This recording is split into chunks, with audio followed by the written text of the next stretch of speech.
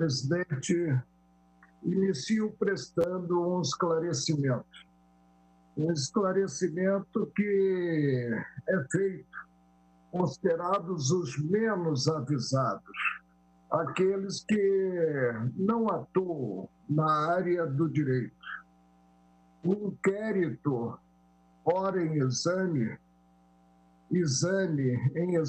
nesta DPF, não foi instaurado pelo colegiado. O colegiado foi comunicado sobre a existência dele na sessão do dia 14 de março de 2019, oportunidade na qual o relator designado não recebeu os autos do inquérito por distribuição, lançou: presidente, aceito a designação e iniciarei imediatamente os trabalhos.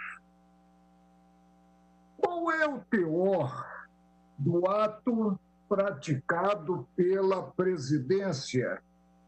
O teor da portaria GP 69, de 14 de março de 2019.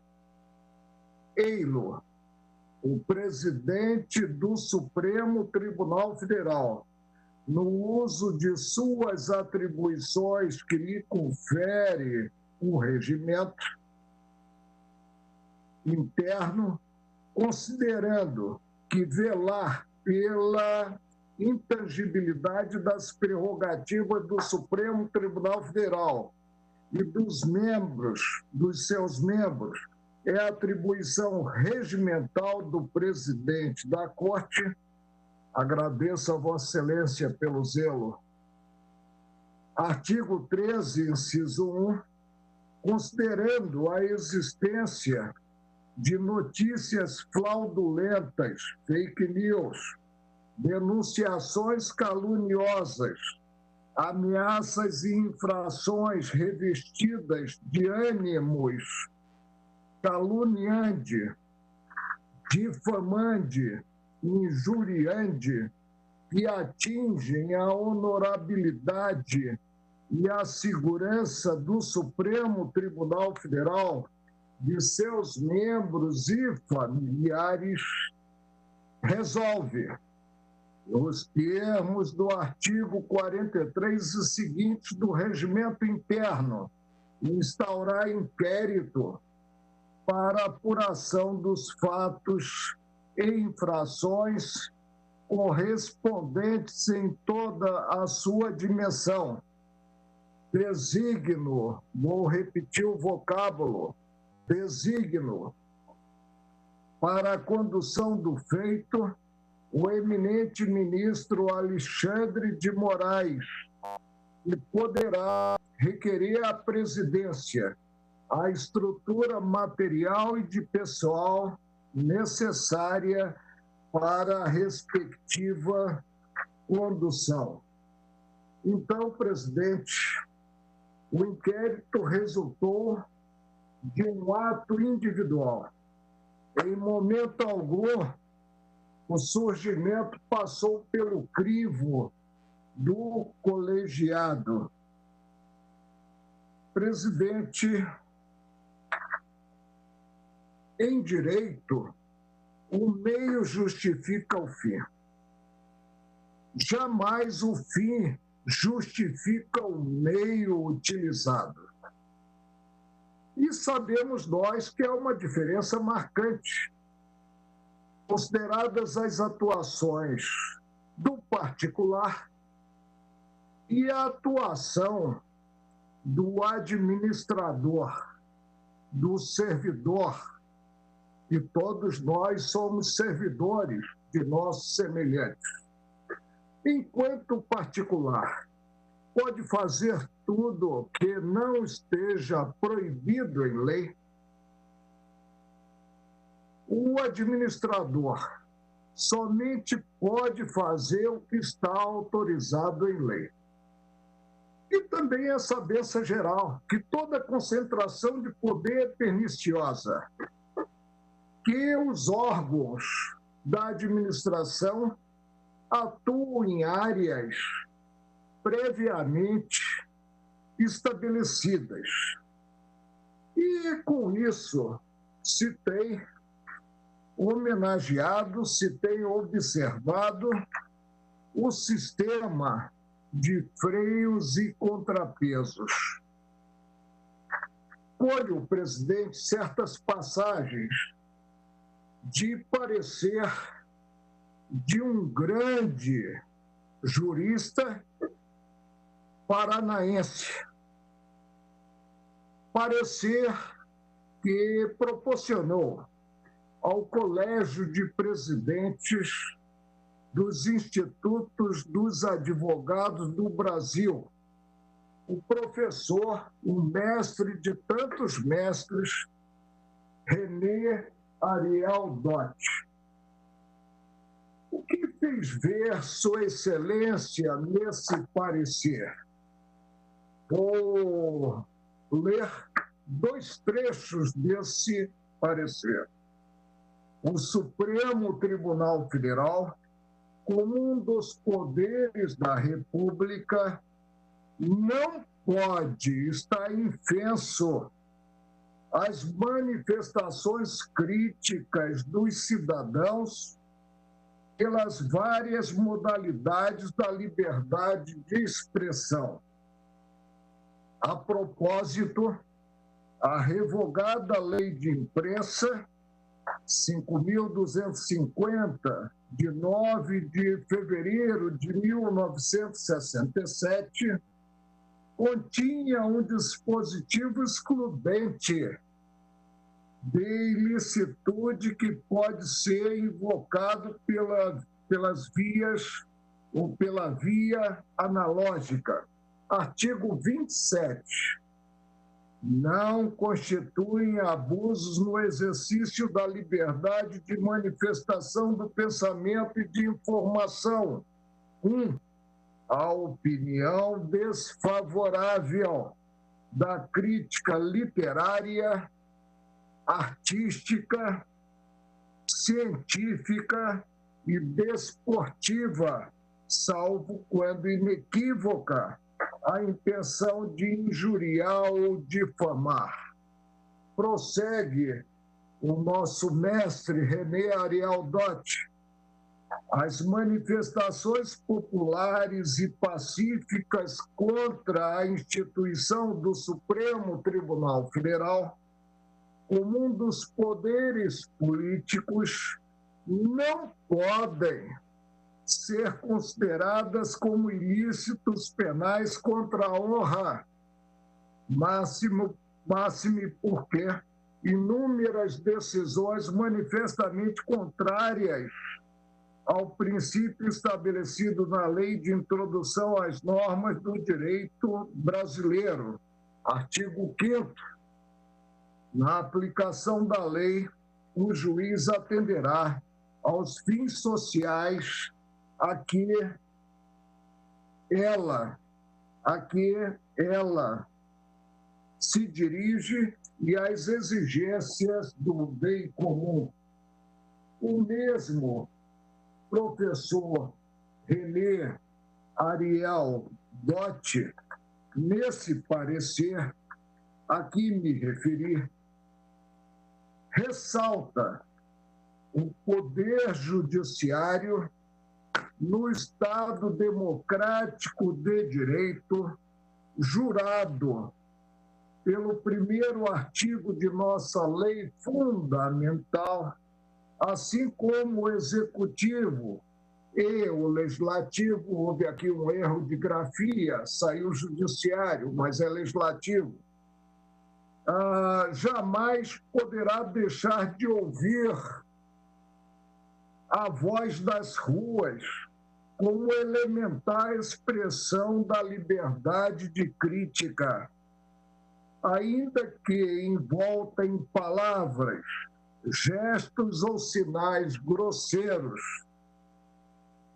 Prossegue sua Excelência, o mestre René Arialdotti, não se pode exigir do homem do povo uma das vítimas indefesas do atraso da justiça, o refinamento de linguagem própria das tribunas das cortes judiciárias, nas quais a elegância de trato, não raro, assume os contornos da vassalagem profissional em busca do voto. Sabe as palavras, presidente, que devem estar sempre presentes em nossos atos, e em nossas posturas judicantes. O que se tem na espécie? Tem-se que há um sistema constitucional que não pode ser afastado do cenário jurídico. Esse sistema não é um sistema inquisitório. Esse sistema é um sistema acusatório. O que se verifica comumente quanto ao cidadão comum? Os inquéritos são instaurados pela autoridade policial. O que se verifica em relação àqueles que detêm a prerrogativa de serem julgados por este ou aquele órgão do judiciário? A provocação, mas sempre verificada, para que se chegue à instauração do inquérito. E no âmbito do Supremo, por exemplo, considerados que têm a prerrogativa de serem julgados proposta ação penal pública incondicionada pelo Supremo, já se assentou que cabe ao Procurador-Geral da República provocar. O judiciário é um órgão inerte, há de ser provocado para poder atuar, a instauração do próprio inquérito. Empolgou-se no ato, na portaria editada, o artigo 43 do Regimento Interno do Tribunal. Acontece que, havendo a Constituição Federal de 1988 consagrado o sistema acusatório, esse artigo não foi recepcionado pela Carta de 1988, do que, inclusive, tem um parágrafo polivalente que estaria a autorizar o parágrafo próprio ao sistema inquisitivo a instauração do inquérito, ainda que não ocorrido o crime no âmbito do próprio Supremo.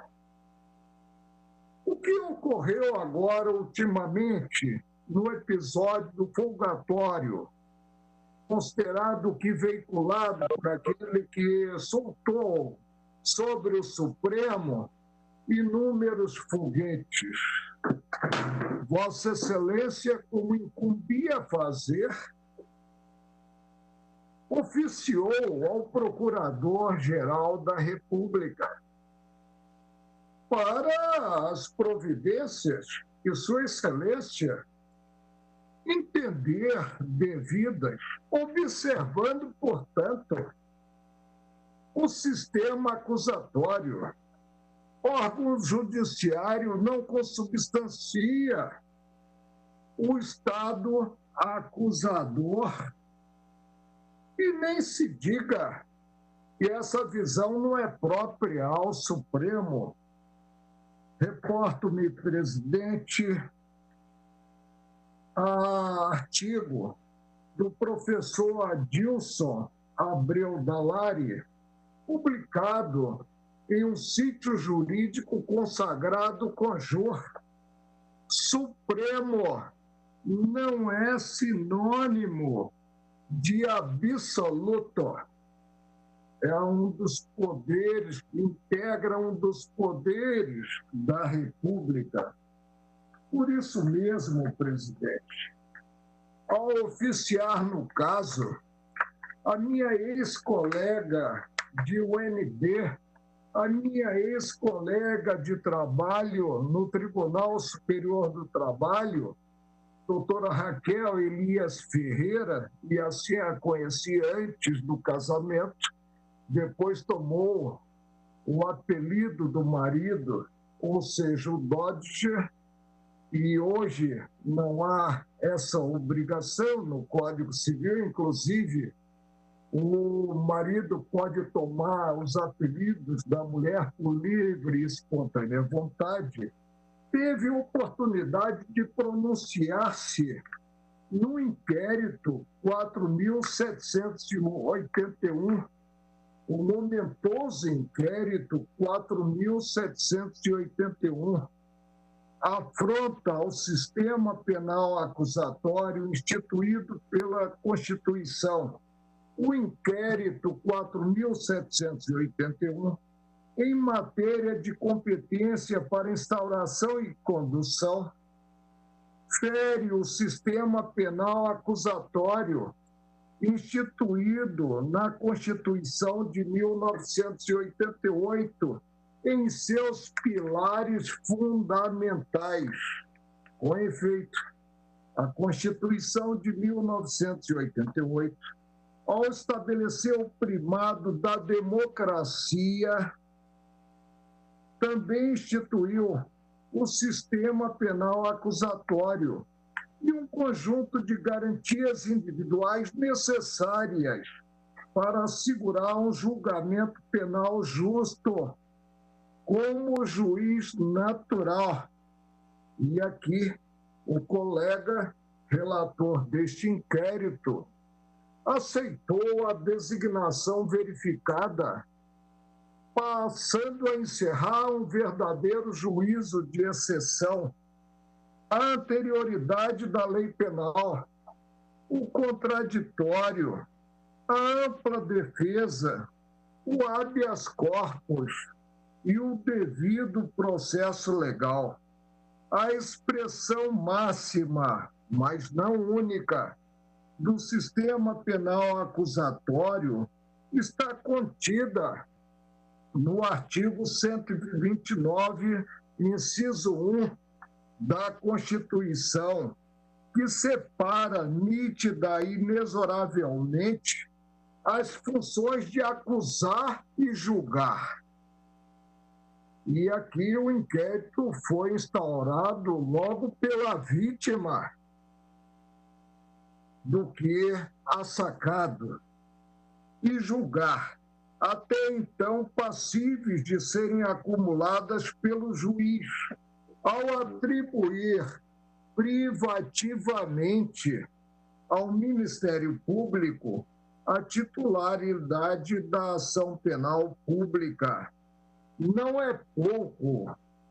A Constituição promoveu uma transformação radical de sistemas, instaurando uma nova era penal no Brasil, que tem sido responsável pela transformação do sistema de justiça, tornando o sistema de justiça mais confiável e fazendo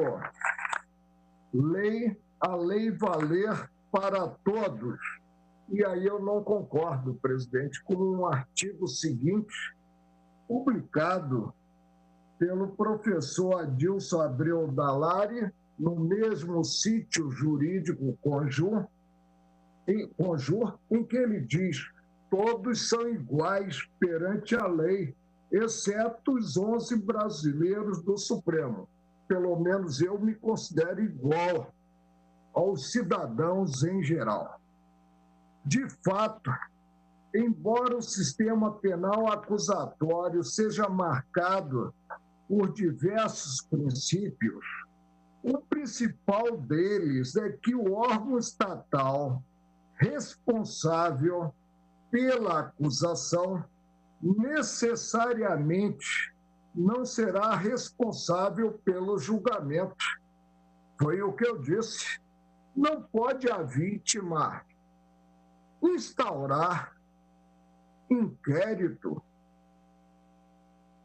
e, uma vez sendo formalizado o requerimento de instauração de inquérito, cumpre observar o sistema democrático da distribuição, sob pena de passarmos a ter, como eu disse, um juízo de exceção em contrariedade ao que previsto no principal rol das garantias constitucionais da Carta de 1988. Neste ponto, o sistema acusatório é o oposto do sistema inquisitorial, que se distingue exatamente pela concentração das funções, o inquisitorial, de acusar e julgar em um só agente estatal, o juiz inquisidor. A razão de ser do sistema acusatório, baseado na separação de funções estatais, é muito relevante. Se o órgão que acusa é o mesmo que julga, não há garantia de imparcialidade e haverá tendência em condenar o acusado, o que estabelece a posição de desvantagem do acusado na partida da ação penal. Por mais que se lhe assegure o direito de defesa, o modelo inquisitorial diminui a confiança e a credibilidade no sistema de justiça. O viés de o juiz confirmar na sentença a sua própria acusação é uma variável que não pode ser descartada no sistema inquisitorial.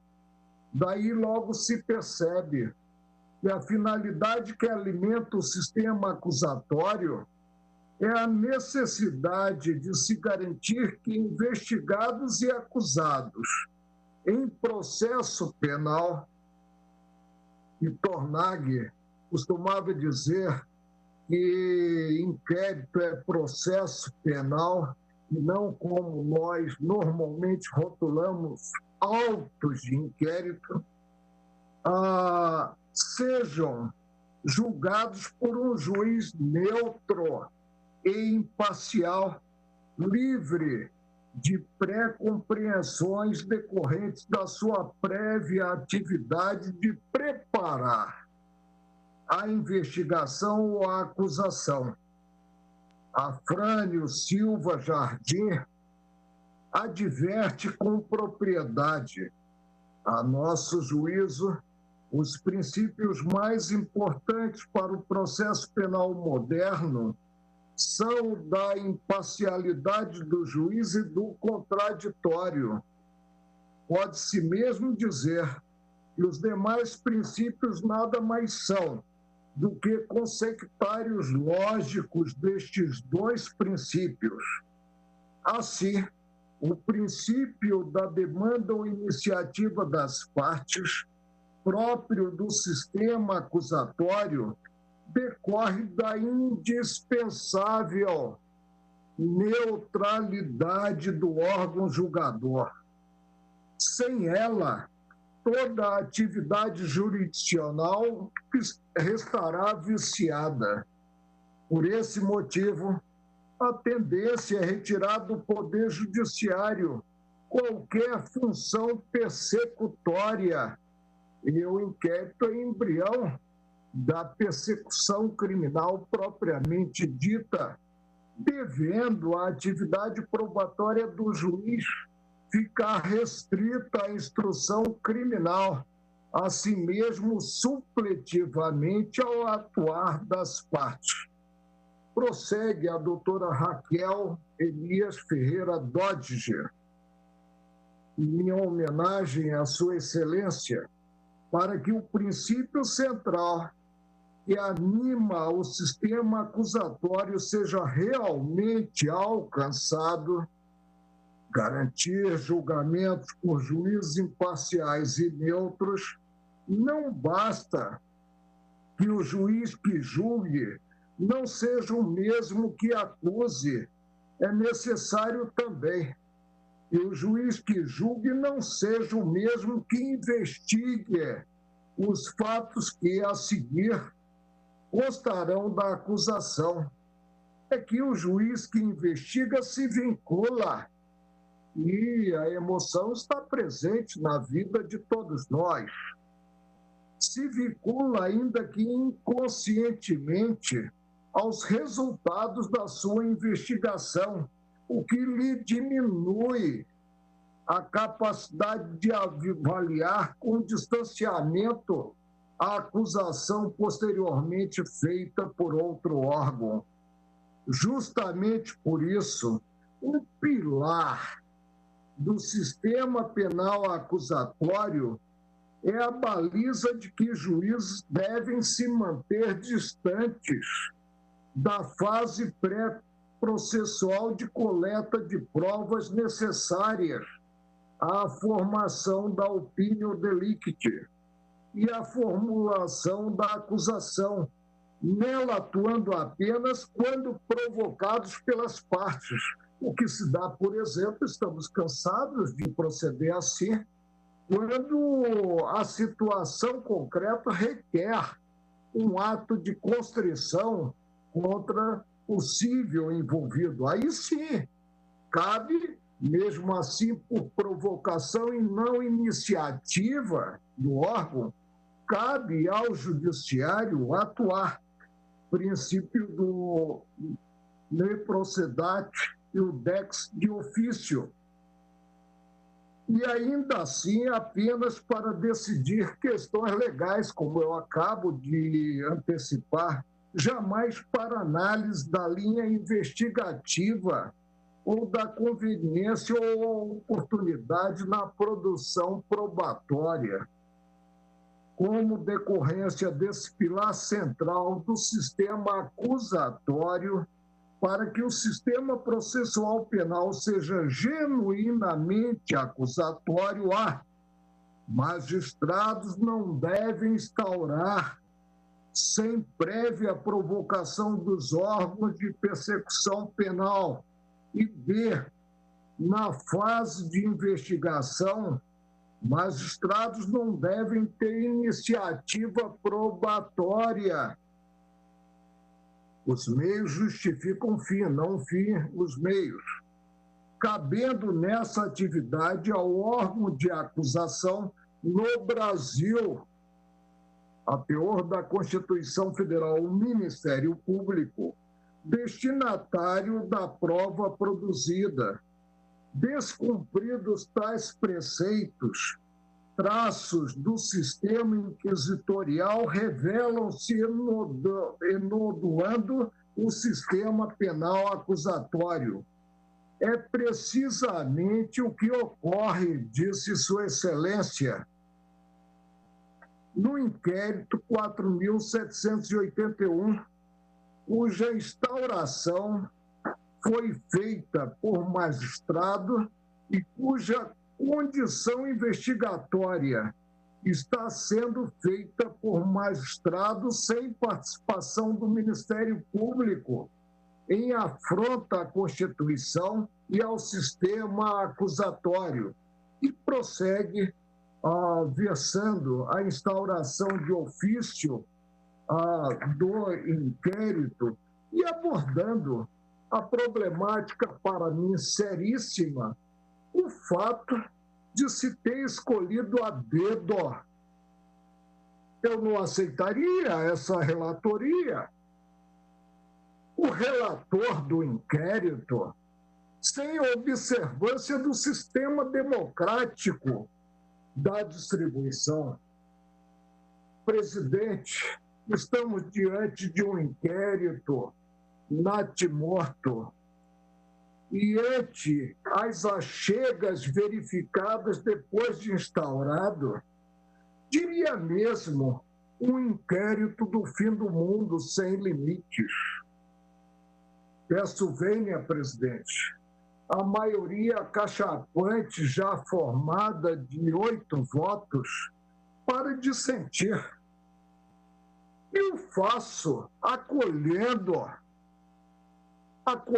o pedido formulado na arguição de descumprimento de preceito fundamental para fulminar o inquérito, porque o vício inicial contamina a tramitação. Não há como salvá-lo em que pese a ótica revelada posteriormente pela mesma Procuradoria-Geral da República. E devo ressaltar que, inicialmente, esse inquérito foi coberto pelo sigilo. Receio muito, presidente, as coisas misteriosas. Devo ressaltar que somente se deu margem ao acesso por possíveis investigados envolvidos passados 30 dias, o mesmo ocorrendo quanto à audição da Procuradoria-Geral da República. É como voto a partir, como costumo sempre dizer, da ciência e consciência possuídos. Agradeço.